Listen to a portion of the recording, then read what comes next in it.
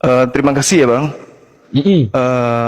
Meski saya tidak puas dengan jawaban Abang Saya ini. saya belum menjawab semua. Iya, Satu-satu iya. supaya interaktif dialognya. Karena nanti semua akan saya tanggapi apa yang tadi Bang Zuma sampaikan. Pertanyaan Supaya saya tadi interaktif itu, aja. Mm-mm. saya ingatkan apakah Tuhan bisa berhenti menjadi Tuhan, kan itu ya. Tuhan tidak ada. Oke, Sabar, lanjut. sabar. Abang sendiri mengatakan bahwa segala sesuatu diciptakan oleh Allah yang ada di atas muka bumi ini. Berarti Yesus ciptaan dong. Belum lagi kalau kita membaca Yohanes 1 nomor 3, segala sesuatu itu bersumber dari Dia. Berarti Yesus ini adalah sesuatu yang diciptakan yang bersumber dari pencipta langit dan bumi. Yang perlu dipahami di situ adalah tentang bersumbernya itu jangan didefinisikan bahwa Yesus itu diciptakan sama seperti manusia lain. Tapi Yesus dia itu adalah ciptaan, sesuatu yang sangat spesifik, sangat khusus. Iya, Adalah boleh saya jelaskan Tuhan yang dulu? datang.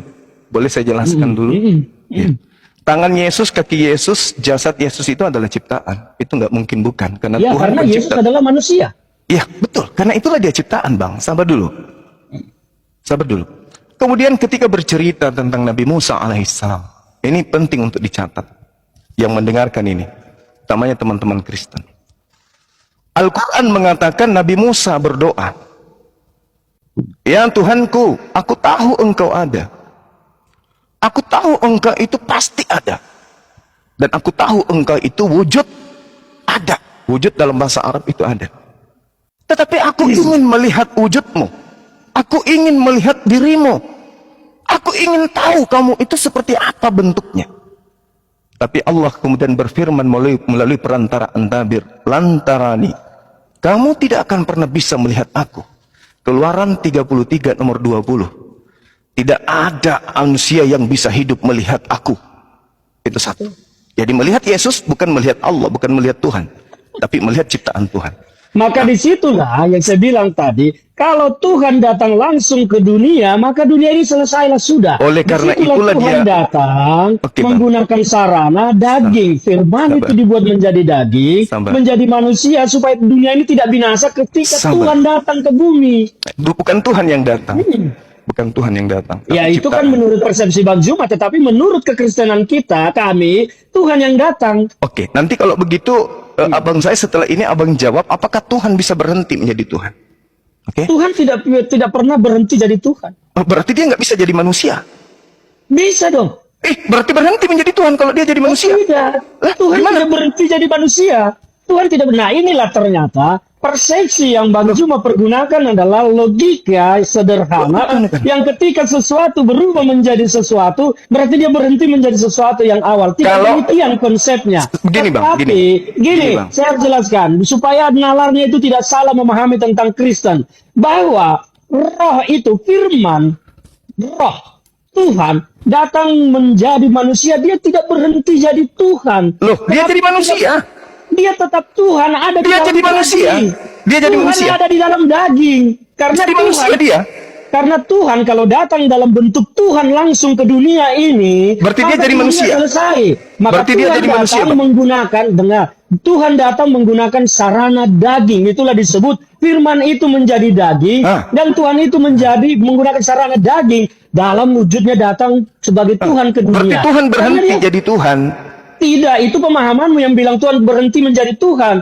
Jadi Kristen Yesus ini mengatakan- apa? Yesus ini Tuhan atau bukan? Yesus itu, di dalam Yesus itu adalah Tuhan. Berarti Tuhan menggunakan daging untuk datang ke tengah-tengah manusia. Berarti Yesus harus ini dipahami. manusia yang Yesus kesurupan itu- Tuhan gitu. Oh, bukan kesurupan. Nah, Lalu?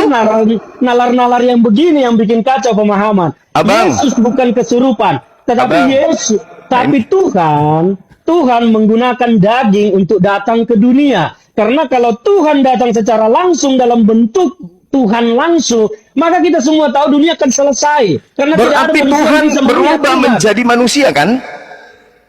Tuhan datang sebagai manusia. Berarti dia berubah jadi manusia kan? Bukan berubah, Tuhan datang sebagai manusia di dalam daging. Apakah Tuhan itu manusia? Tuhan bukan manusia, tetapi Tuhan datang dalam daging. Berarti Maka Tuhan Yesus menjadi.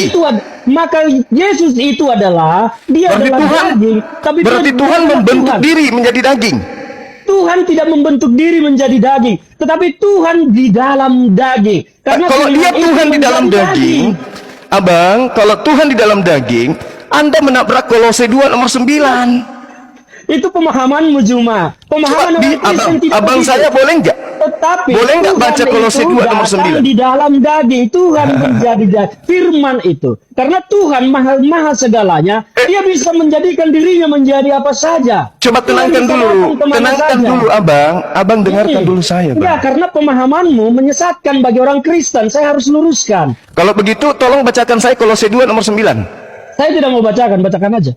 Lah, Kolose 2 nomor 9, di dalam dagingnya Yesuslah Tuhan itu. Di dagingnya, daging Yesus ini Tuhan. Daging Yesus ini Tuhan.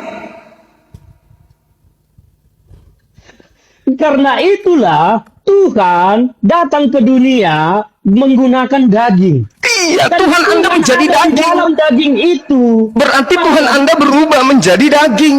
Tidak, Tuhan tidak berubah menjadi daging. Kolose Tuhan ada di dalam daging. Makanya Yesus berkata, Bapa di dalam aku di dalam dia. Kolose Tuhan 2, tidak berubah. Bang. Kolose 2 Anda nomor menggunakan 9. nalar yang keliru. Kolose 2 nomor 9.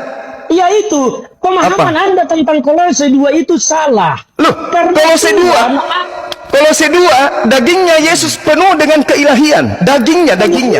Betul, Nah, betul. berarti Yesus ini Tuhan yang menjadi daging. Oh tidak, Tuhan tidak pernah menjadi daging. Lah tubuhnya Yesus ini Tuhan. Dengar. Tuhan itu datang ke dunia dalam firman itu dibuat menjadi daging. Tuhan ada di dalam daging itu. Kenapa? Karena saya bilang tadi, kalau Tuhan datang dalam wujudnya yang kita tidak ketahui, bagaimana manusia akan mengenalinya? Bagaimana manusia akan menerima dia? Orang-orang Yahudi mengenal Tuhannya sebelum ajaran Roma ini. Mengenal Tuhannya, tetapi tidak dalam wujud fisik. Loh, emang Tuhan perlu datang dalam bentuk jadi wujud menurut fisik saudara, manusia. fisiknya Yesus itu Tuhan? Fisiknya Yesus itu adalah daging. Nah, tadi katanya supaya dikenali ada Tuhan. di dalam daging Supaya itu. Tuhan dikenali, dia datang dalam bentuk daging. Maksudnya apa? Tuhan itu dikenali dalam daging. Berarti dagingnya Yesus ini Tuhan? Ini kalau debat seperti ini tidak mau menggunakan nalar yang lebih Loh, luas, ya memang akan Abang satu. yang tidak gunakan nalar, bukan saya. Tidak menggunakan nalar. Saya sudah jelaskan tadi bahwa Tuhan itu ada di dalam daging. Oke. Dia datang ke dunia. Oke. Karena kalau Tuhan datang dalam wujud aslinya yang kita tidak ketahui, siapa yang bisa melihat? Siapa yang bisa mendengar? Tidak Berarti ada. melihat mukanya Yesus melihat Tuhan. Kenapa? Putus. Berarti melihat mukanya Yesus melihat Tuhan. Putus ya. Halo? Halo Bang Juma? Halo? Terus Bang Juma? melihat muka Tuhan. Tar, putus. Saya tidak mendengar Bang Juma. Halo Bang Juma? Bang Juma? Bang Juma? Sinyal Anda Sat, mungkin... suara saya kedengaran. Ini ya. Suara apa? Sinyal Anda mungkin kurang bagus di sana ya. Kok putus-putus di saya ya? Saya tidak bisa ini. Oke. C. Oke. Gimana tadi gimana? Jadi melihat muka Yesus itu melihat muka Tuhan. Melihat Yesus tidak melihat muka Tuhan secara fisik. Loh, tadi Ya, katanya tidak supaya ada manusia Tuhan mengenal dalam Tuhan. fisik. Tadi Mengenal katanya Tuhan supaya dalam manusia bisa ajaran, melihat Tuhan, mengenal maka Tuhan dalam mewujud ajaran jadi yang manusia. dibawa mengenal Tuhan dalam ajaran yang dibawa Yesus, karena Tuhan akan memperbaharui perjanjiannya dengan manusia. Jadi yang dikenal bukan fisik Tuhannya, karena Tuhan tidak memiliki fisik. Yesus Loh, itu secara daging adalah manusia. Katanya Tuhan supaya Tuhan dikenali, dia datang dalam bentuk fisik. Bang Juma, yang dikenali itu adalah ajarannya. Loh. Dan apa hukum-hukum baru yang dibawa oleh Yesus. Berarti Yesus bukan Tuhan. Dikenali dalam bentuk fisik. Berarti Anda Yesus jangan bukan memaksakan Tuhan. Hah? Berarti Yesus bukan Yesus Tuhan. Yesus Tuhan datang membawa